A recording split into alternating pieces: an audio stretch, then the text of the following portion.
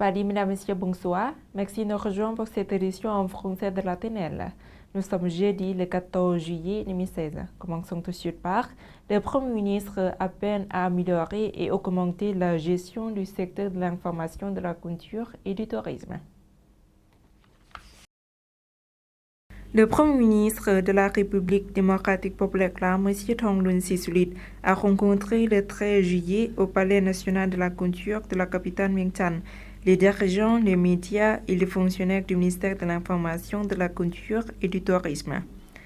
Lors de la rencontre, le Premier ministre a parlé du rôle et des tâches importantes des médias. Il s'agit comme d'un pont et d'un outil essentiel de réponse aux besoins de la société contribuant au développement socio-économique. En cette occasion, il a également appelé à améliorer les contenus de la radio et des programmes de la télévision, protéger la culture lao et augmenter la gestion de ce secteur. En outre, il a insisté sur les points positifs et négatifs des informations en ligne. Cette rencontre a eu lieu à l'occasion de la clôture de la Réunion nationale de l'information, de la culture et du tourisme qui s'est tenue les 12 et 13 juillet à Vientiane.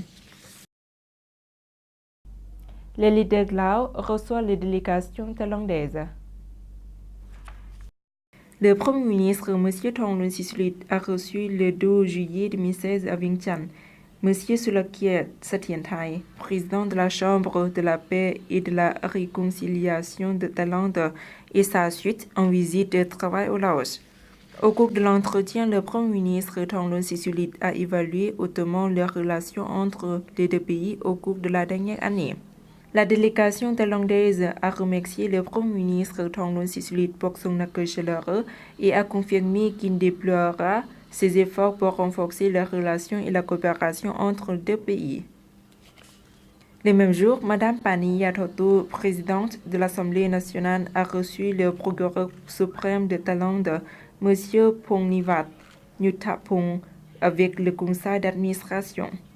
À cette occasion, le président de l'Assemblée nationale a exprimé son accueil chaleureux et a salué la délégation du procureur suprême du Royaume de Thaïlande. L'inauguration d'un nouveau bâtiment du Front Lao d'édification nationale. La cérémonie s'est déroulée le 13 juillet 2016 à Vientiane, en présence de M. Saisampon Phombihan, président du Front Lao d'édification nationale, de M. Sisavat Kabunpan, ancien président du Front Lao d'édification nationale et des fonctionnaires de plusieurs secteurs. Ce bâtiment de 5 étages est terminé au mois d'avril 2016, construit par le groupe de la société Saint-Design. Le Laos et la Russie renforcent la coopération bilatérale. Le Laos et la Russie ont réaffirmé leur engagement à renforcer la coopération intergouvernementale dans le commerce, les affaires économiques, scientifiques et techniques après avoir atteint hier un accord. L'accord a été signé à Vientiane par le ministre du Plan de l'Investissement, M. Sompan Kermisai, et le ministre russe des Télécommunications et des Communications, M. Nikolai Nikiforov. La signature de l'accord a eu lieu en marge de la 12e session de la Commission intergouvernementale russo-lao mixte sur le commerce, l'économie, la science et la coopération technique tenue les 12 et 13 juillet. Cet accord vise à renforcer les liens d'amitié et élargir la coopération globale pour améliorer le développement socio-économique entre le Laos et la Russie. Au cours de la réunion, les deux parties ont souligné l'importance de la mise en œuvre des arrangements pris entre Premier ministre M. Thongloun Sisoulith et président de la Fédération de Russie M. Vladimir Poutine le 19 mai en marge du sommet Russie-ASEAN. Les deux parties ont convenu de prendre de nouvelles mesures visant à l'élaboration du cadre juridique de la Russie des liens afin de faciliter la finalisation du projet des accords suivants sur les services aériens et l'annulation mutuelle des formalités de visa. Dans le domaine de la science et de l'éducation, les deux parties ont exprimé leur satisfaction durant des progrès accomplis dans l'admission des étudiants là aux établissements d'enseignement russe durant l'année scolaire 2016-2017 dans le cadre du quota fixé par le gouvernement de la Fédération de Russie. Le côté là demandait à la Russie d'augmenter le nombre de bourses d'études pour les étudiants là 15 à 45 par année scolaire. Les deux parties ont souligné la nécessité de créer des conditions favorables à l'apprentissage du russe au Laos, à savoir au Centre russe de la science et de la culture à l'Université nationale du Laos, en utilisant des technologies d'apprentissage à distance fournies par l'Institut Pushkin. Les deux parties ont convenu de signer un protocole d'accord sur la coopération dans l'éducation et la formation, la recherche et le développement de l'électronique, informatique et technologie de l'information entre le ministère de la Science et de la Technologie du Laos et de l'Université de Tomsk dans un proche avenir. Ils sont également convenus de développer la coopération dans la promotion de produits touristiques en Russie et au Laos. Une formation autour du travail des députés de l'Assemblée nationale. Elle s'est ouverte le 13 juillet 2016 sous la présidence de M. Sompan Phengkhamy, vice-président de l'Assemblée nationale, avec la participation des députés de la 8e législature de l'Assemblée nationale. La formation de 3 jours a permis aux participants d'assimiler la loi sur l'Assemblée nationale et les membres de l'Assemblée nationale, la loi sur le rôle de l'Assemblée populaire provinciale. Ils ont également entendu les leçons dans la création de la loi sur le développement durable au plan de développement socio-économique présenté par des experts d'organisations internationales. Plus de 100 000 sont libérés pendant la Journée nationale pour la protection des animaux aquatiques et sauvages. À l'occasion de la Journée nationale pour la protection des animaux aquatiques et sauvages, le 13 juillet, plus de 100 000 tortues, poissons et oiseaux ont été lâchés cette année dans le lac de Nam Ngiem de la province de Vientiane. Cet événement a été organisé par le ministère de l'Énergie et des Mines en présence de M. Kamani Idilat, ministre du ministère, du gouverneur provincial et des fonctionnaires concernés.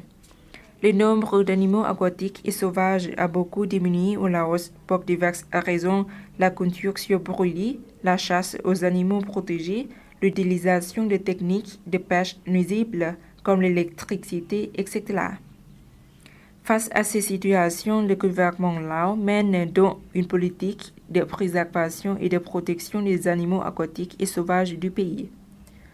On a insisté puis constaté que le nombre de ces animaux sur tout le territoire tend désormais à augmenter d'année en année.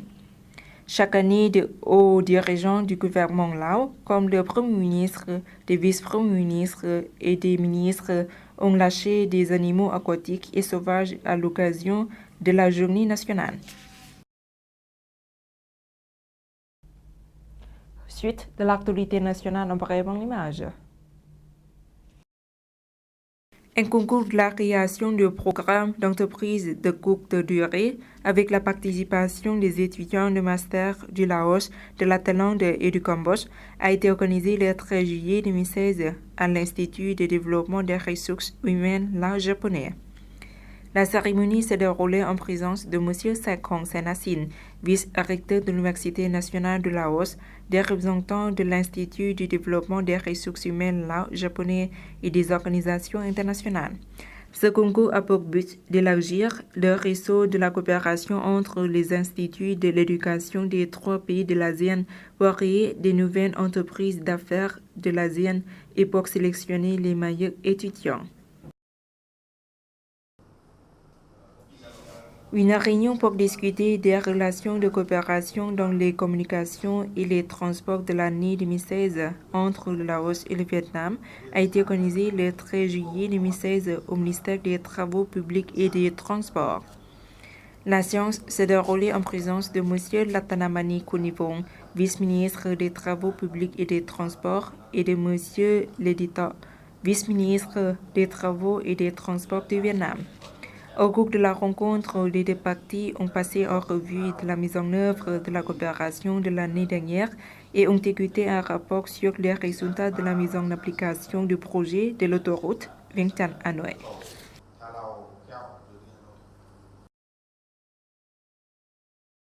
Des responsables du service des ressources naturelles et de l'environnement de la capitale Vientiane, en collaboration avec les autorités de l'arrondissement de Nha Trang, ont lâché le 13 juillet 2016 au lac de Tale 20 000 à levain de plusieurs sortes de poissons à l'occasion de la Journée nationale de la préservation de la faune et de la flore.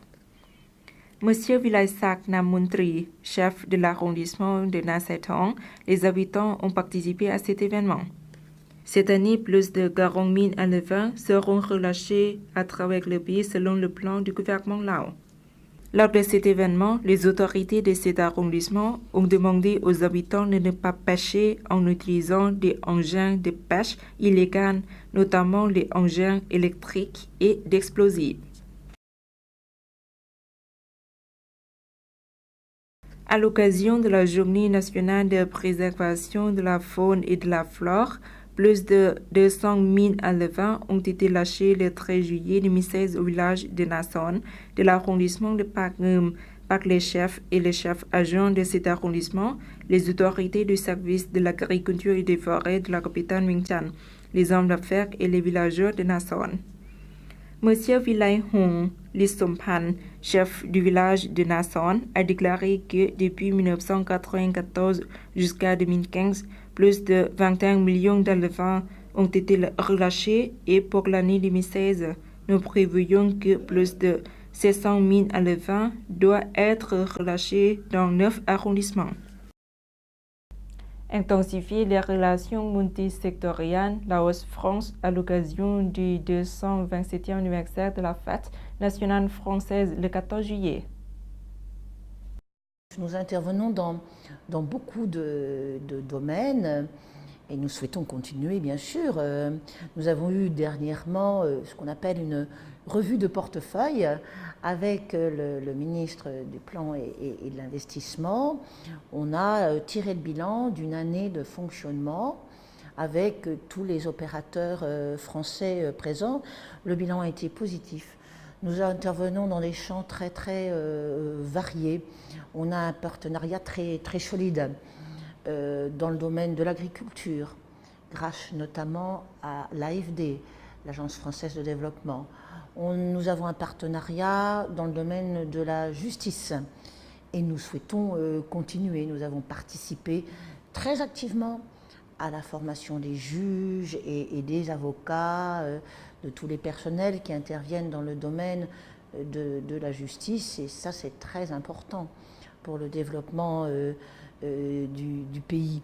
Nous intervenons dans le domaine de la santé, nous intervenons dans le domaine de la recherche, très important la recherche, le réseau de recherche française au Laos, vous savez, l'Institut Pasteur, l'IRD, le CIRAD, l'École française d'Extrême-Orient, etc. Bon, on a vraiment un réseau de chercheurs qui sert au gouvernement laotien. Il sert à prendre des bonnes décisions pour mener des politiques dans différents secteurs. Nous intervenons dans le champ de l'éducation. Nous voulons d'ailleurs aller plus loin dans ce champ-là. Vous savez que grâce au lycée Josué Hofé, nous accueillons beaucoup et de plus en plus de jeunes laotiens. Nous en sommes vraiment heureux. Environ 35% de Laotiens maintenant au lycée. Le lycée va s'agrandir. Nous avons obtenu l'autorisation. Une extension va naître dans les prochains mois, ce qui nous permettra d'accueillir encore plus de jeunes, et notamment de jeunes laotiens. L'Institut français intervient aussi avec ses cours de langue, des classes bilingues, également dans tout le pays que nous soutenons. 3000 élèves dans ce pays, dans 4 villes du pays, apprennent le français dès le plus jeune âge. Voilà, la France est très impliquée, mais nous considérons que l'éducation, c'est fondamental.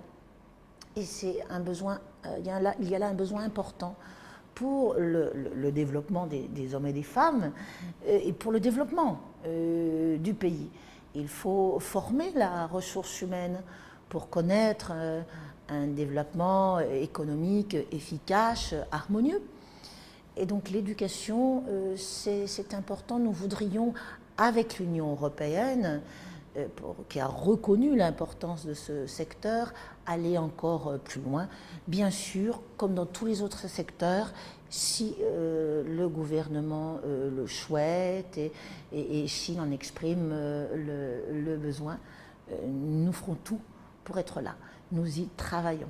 Ce qui est important pour nous, c'est d'être à côté du gouvernement pour répondre à ces objectifs-là de développement. Voilà, c'est la fin de cette édition. Toute l'équipe vous remercie pour votre fidélité.